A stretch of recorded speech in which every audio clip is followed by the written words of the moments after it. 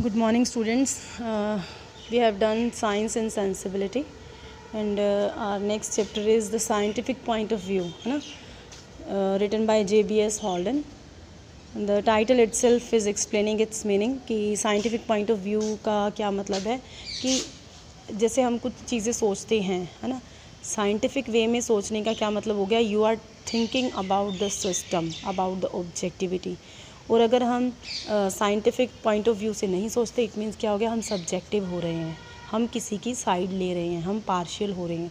Science क्या कहती है, be impartial, all are having the same values, चाहे वो ह्यूमन बींग्स हैं, चाहे वो जानवर हैं, है ना, चाहे वो प्लांट्स हैं, सबकी अपनी वैल्यू है, सब सांस लेते हैं।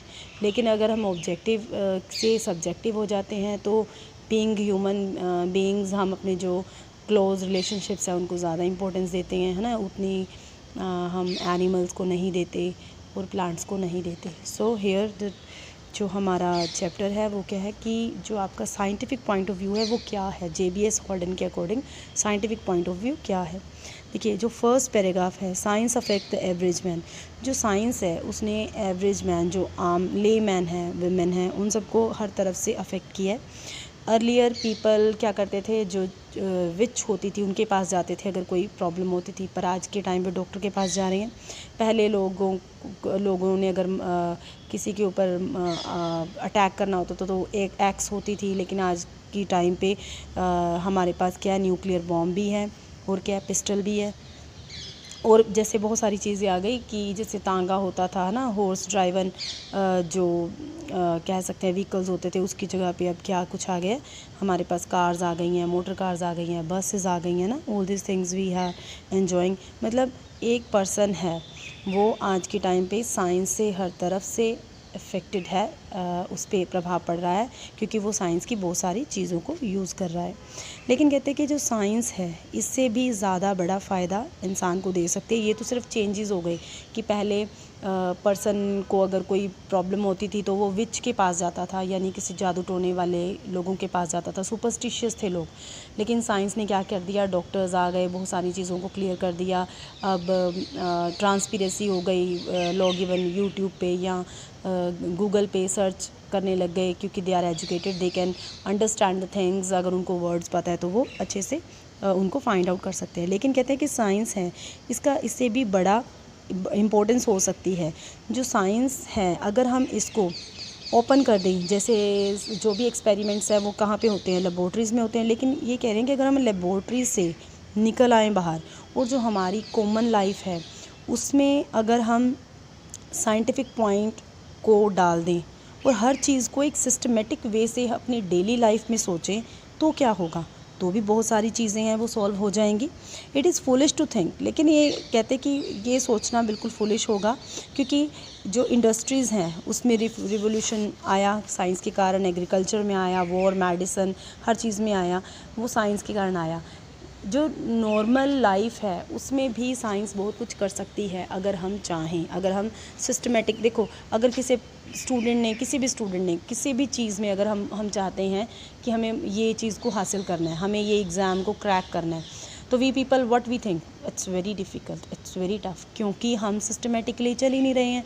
अगर हम एक सिस्टम बनाएं, एक रूटीन बनाएं, एक टाइम टेबल बनाएं, शेड्यूल बनाएं कि इतना पार्ट मैंने इस दिन में करना है, इतना पार्ट, क्या अगर वो साइंटिफिक वे में, सिस्टमेटिक वे में चलेगा, क्या वो नहीं वो चीज़ अचीव कर सकता? According to me nothing is difficult, it's my own experience, है ना, ये मेरा खुद का एक्सपीरियंस है। मैं आपको बता रही हूँ कि हम जब भी सोचते हैं ना ज़िंदगी में ये चीज़ तो बहुत मुश्किल है, ये चीज़ तो बहुत मुश्किल है, पर आज तक का जो मेरा एक्सपीरियंस है, earlier I use to think कि this language is tough, this exam is tough, we can't crack it without getting tuition from the big institutions. No, nothing is there. If you people are using your energy in a right way, अगर आप ढंग से आपकी energy को use कर रहे हैं ना, आपने अपने शेड्यूल को ऑर्गेनाइज़ किया हुआ है, and you are getting up early in the morning, सुबह जल्दी उठ रहे हो, तो डेफिनेटली इट्स माय एक्सपीरियंस कि यू कैन अचीव एनीथिंग। ये लेक्चर आप लगा लो, चाहे मैं आपको चैप्टर पढ़ा रही हूँ या मैं आपको मोटिवेट कर रही हूँ, क्योंकि ये मेरा खुद का एक्सपीरियंस है। जो जो चीज़ मुझे लग रही थी मुश्किल earlier, I use to think कि इट्स वेरी डिफ़िकल्ट, पर क्योंकि मैंने अपना थोड़ा सा यूट्यूब पे बहुत ज़्यादा मोटिवेशन लेक्चर्स भी सुने।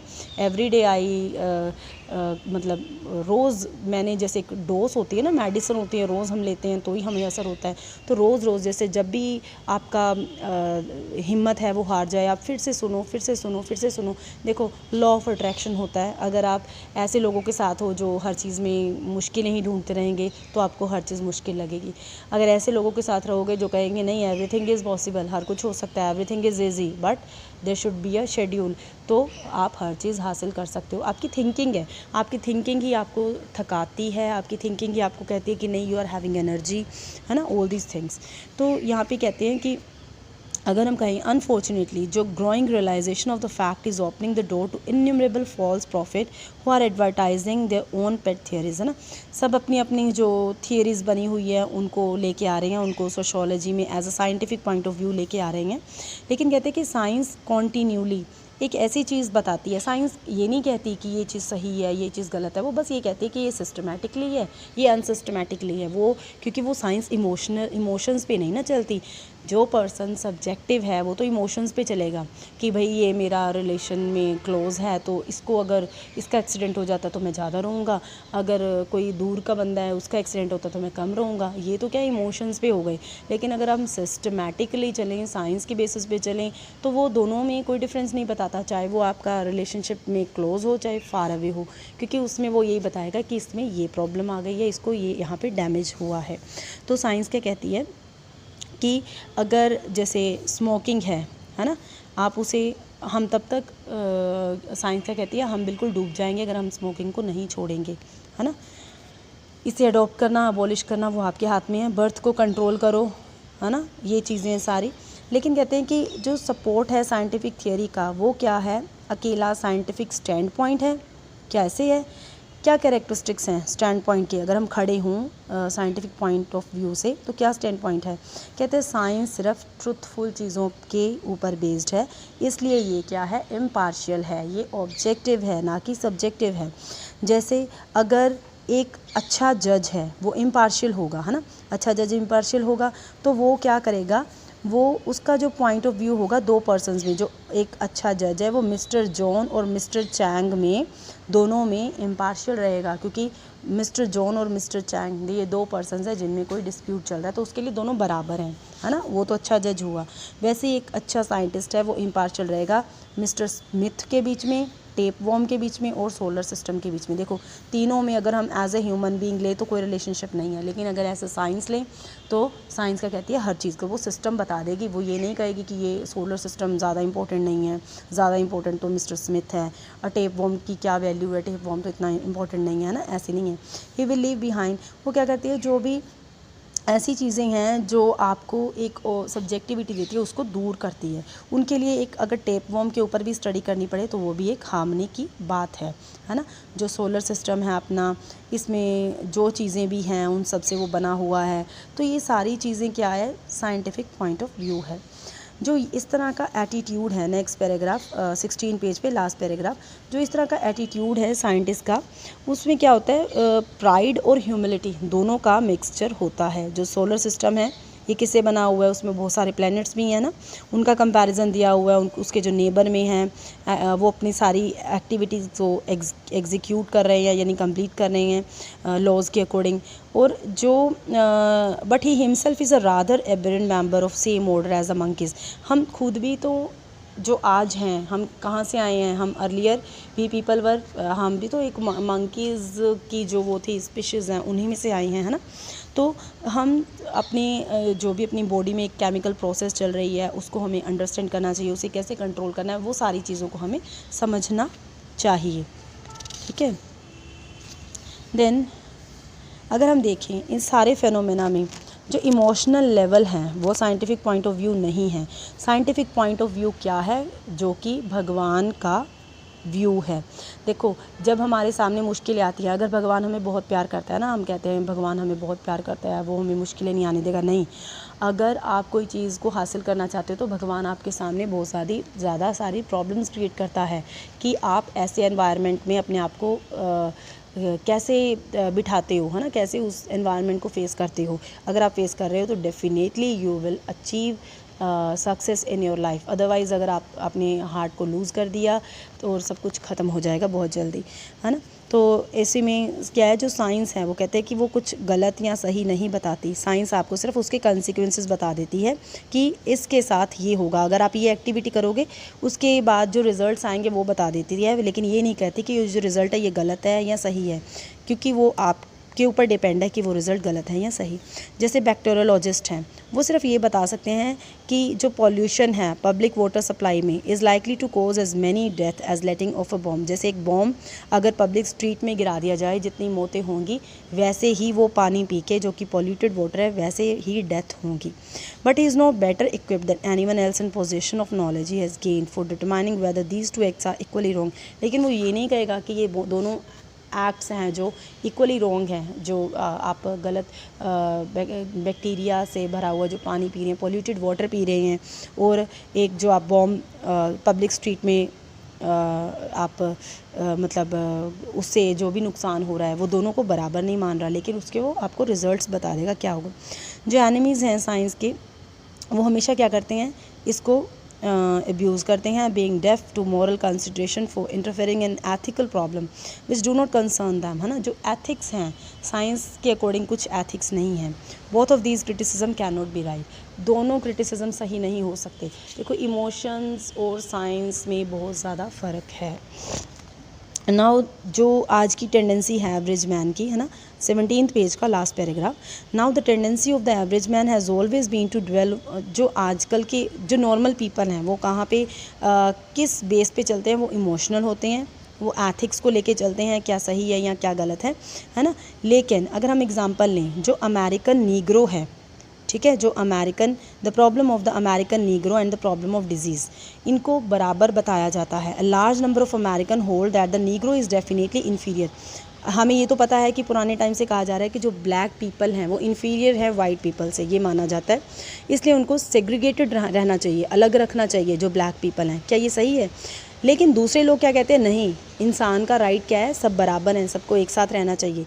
जो बायोलॉजिस्ट है वो कैसे, क्योंकि वो साइंस पे डिपेंड करते हैं, तो वो सिर्फ ये बताएंगे कि जो वाइट पीपल है उनका कलर ये है, उनके बालों का टेक्सचर कैसा है, जो नीग्रो हैं उनका स्कल कैसा है, उनके बालों का टेक्सचर कैसा है, वो ये नहीं बताएंगे कि ये इन्फीरियर है या ये सुपीरियर है। He can point out the negro skull. Negro skull कैसे होता है? एप लाइक होता है, वाइट का ऐसा नहीं होता, but his hairless can less so and so forth, but he can not the result of two divergent political view as to the negro. लेकिन वो अलग अलग व्यूज़ नहीं बताएगी, नीग्रो ऐसे हैं या वैसे हैं। In the country district of the southern state the birth rate, अगर हम देखें जो सर्दर्न स्टेट्स हैं, है ना, साउथ की साइड पे जो स्टेट्स है वहाँ पे बर्थ रेट है नीग्रो पॉपुलेशन का वो एक्सीड हो रहा है, डेथ रेट कम हो रहा है। In the southern town and all through the north more Negroes, southern में भी ले लो, नॉर्थ वाली साइड में भी काफ़ी हद तक जो नीग्रोज़ हैं वो सर्दर्न में जो नीग्रोज़ हैं उनका बर्थ रेट एक्सीड हो रहा है डेथ रेट से। लेकिन नॉर्थ एरिया में क्या है, जो उनका डेथ रेट है वो ज़्यादा है इन कंपैरिजन टू उनका बर्थ रेट, क्योंकि एनवायरनमेंट का भी बहुत बड़ा हाथ है। देखो, जहाँ पे भी हम रहने लग जाते हैं ना, वैसे ही एनवायरनमेंट में हम अपने आप को कंफर्टेबल मानने लग जाते हैं। तो एनवायरनमेंट भी बहुत बड़ा एक सोर्स है कि कुछ लोग होते हैं जो ठंड में रह सकते हैं, तो वो ठंड में ही रहते हैं, उनको कंफर्टेबल है। जैसे हमारा इंडिया का आपको पता ही है टेम्परेचर कैसा है ना, गर्मी पड़ती है तो बहुत ज़्यादा पड़ती है। तो जो लोग ठंडे इलाके से हैं तो वो ये चीज़ को बर्दाश्त नहीं कर सकते जब तक कि वो इस एनवायरनमेंट के आदी ना हो जाए, है ना। कंफर्टेबल जोन की बात हो गई, जिस कंफर्टेबल जोन में हम रहते हैं हम वहाँ पे अच्छा फील करते हैं, लेकिन जहाँ पे मुश्किलें आ जाएँ तो हमें थोड़ा सा प्रॉब्लम आ जाती है। So if you keep the Negro out of car, कहते हैं कि अगर आप सोचें, अब जो इमोशनली हम चलते हैं इमोशंस के उससे, कि जो वाइट पीपल हैं वो ब्लैक को अपने से कम समझते हैं, तो वो क्या कहते हैं कि उनको अपनी सोसाइटी से बाहर कर दो, कार से, फैक्ट्री से, है ना, हर चीज़ से उनको डरा दो, उनको दूर कर दो, उनको उन इलीगल एक्ट से उनको पीछे कर दो। तो फिर क्या होगा? फिर ये होगा कि जहाँ पे वो रह रहे हैं नीग्रोज़, वो वहीं पे वापस चले जाएंगे, क्योंकि देखो हर बंदे को प्रोग्रेस करने के लिए अपना एरिया छोड़ना पड़ता है। दूसरे एरिया में जाना पड़ता है। You know this thing, progress is very much important. अगर आप एक ही जगह पे परमानेंट बैठे रहोगे ना तो आपको प्रोग्रेस नहीं मिलेगी। आज के टाइम पे हम देख रहे हैं कि number of people they are going outside the country. कोई अमेरिका जा रहा है, कोई कनाडा जा रहा है, ऑस्ट्रेलिया जा रहा है। Why they are going? Because they want to get some success, है ना, कुछ प्रोग्रेस हासिल करने के लिए ही वो जा रहे हैं ना। तो सेम थिंग, तो उसमें क्या है, जब वो ऐसी चीज़ों को हम अगर पॉपुलेशन का ज़्यादा पार्ट ऐसे करेगा तो उसमें से कुछ को कुछ हासिल होगा, कुछ के साथ मतलब डिफरेंट टाइप ऑफ थिंग्स हर एक के साथ होंगे, सबकी जर्नी एक जैसी नहीं होगी। तो ये कह रहे हैं कि अगर आप नीग्रोज़ हैं, उनको उसी कंफर्टेबल एरिया जहाँ पे वो रह रहे हैं, जहाँ पे उनका बर्थ रेट ज़्यादा है और डेथ रेट उन्होंने कंट्रोल किया हुआ है। क्यों किया हुआ है? क्योंकि वो एरिया अब उनके लिए, उस एरिया के एनवायरनमेंट के वो आदी हो गए हैं, है ना, उसमें उनका रहना आसान हो गया है। जब वो एनवायरनमेंट चेंज करेंगे तो ऑब्वियस है उनका डेथ रेट बढ़ जाएगा। लेकिन अगर आप ऐसे करोगे, उनको फ्रेंडशिप का हाथ नहीं दोगे जो वाइट पीपल हैं, तो फिर क्या होगा, उनका जो बर्थ रेट है वो और ज़्यादा बढ़ जाएगा। और इन फ्यूचर में आपको जो आप सोच रहे हो, है ना, कि ये नीग्रोज तो ऐसे ही हैं, तो उन्हीं का बर्थ रेट ज़्यादा होगा, वो लोग ही ज़्यादा होंगे, जो कि लोगों की थिंकिंग है। But if you extend the hand of friendship to him, अगर आप उनको फ्रेंडशिप उनके साथ करते हो, यू ऑल्सो इन्फेक्ट हिम। तो जो प्रॉब्लम्स आपके अंदर हैं तो आप भी उनको इन्फेक्ट कर दोगे विद योर मैलेडीज़, जो भी आपकी थिंकिंग है। Beside establish in your myths a reservoir of disease germs, जो भी आपके अंदर, यहाँ पे जर्म्स डिजीज़ उसको कहा है, आपके अंदर जो गंदी थिंकिंग है उससे आप उनको भी इन्फेक्टेड कर दोगे तो वो भी आप जैसे हो जाएंगे।